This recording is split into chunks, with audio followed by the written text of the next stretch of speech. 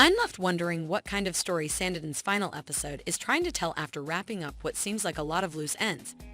After all, this hour basically settles the love triangle between Charlotte, Sydney, and young Stringer, reveals Clara and Edward's plotting, crowned Esther as the show's queen, which she so obviously is, and makes the town a social success thanks to Charlotte's ability to make friends in high places. I suppose the question of when each of our endgame couples will wed remains unanswered. Choose happiness, Esther. After Georgiana's heart has been broken and her eyes have been opened to the general perfidy and scumminess of male sex, there is also the question of what exactly Georgiana's future holds. Also, I guess Charlotte and Sydney need to really run into one another's arms after his statement of adoration by means of self-commendation toward the finish of this episode. Okay, the last part is mostly a joke. It is true that Sydney's admission that Charlotte makes him feel like his best self around her is almost as much of a compliment to him as it is to her. But at the same time, it is extremely adorable. Especially from a man who has struggled and resisted for so long the idea of caring about people, the place he comes from, Georgiana, or practically anything else. As a character, Sydney's willingness to try life all over again is significant.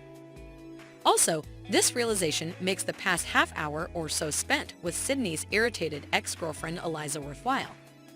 She spends the majority of this episode being a straight-up bitch to Charlotte, treating her like hired help and treating everything from her upbringing to her personality with condescending demeanor.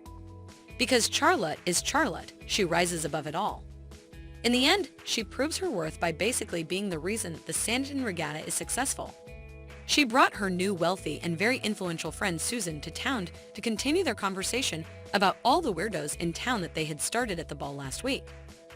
As it turned out, Susan is also a huge Sidlot shipper, so I feel her deeply. In Sanditon, Theo James, photo, thanks to the photographer. Theo James in Sanditon, photo, Simon Ridgway / Red Planet Pictures / ITV 2019, thanks to the photographer. Simon Ridgway / Red Planet Pictures / ITV 2019.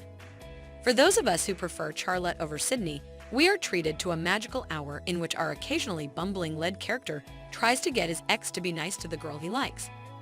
He then abandons everything to take his new crush on a boat ride where he teaches her to row as an excuse to hold hands, sit close to each other, and stare longingly into each other's faces. For those of, if you didn't already know, I am incredibly supportive of everything. Sincerely, everything resembles Austin. The wonderful ensembles, the thoughtful looks, the vibrant event in a small town that appears to be a fun and charming distraction for everyone involved, despite the fact that it would, in all honesty, be extremely boring and awful for actual wealthy people from the big city.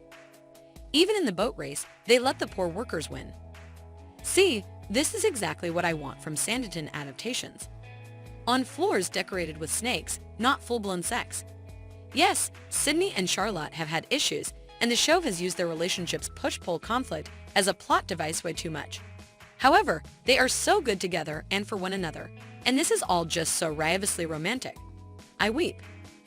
Esther manages to establish herself as Sanditon's true MVP elsewhere.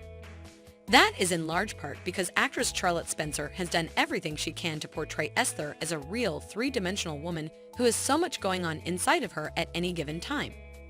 Her performance in this episode ranges from heartbreak to determination to something that hints at hope, and she is fantastic every time she is on screen. Joyfully, Esther gets a lot to do this week, as Clara unexpectedly chooses to enlighten her regarding her plot with Edward to obliterate woman Denham's will and parted her fortune among themselves. Sadly, this is a plot twist that turns on forcing Clara to do something extremely stupid in order to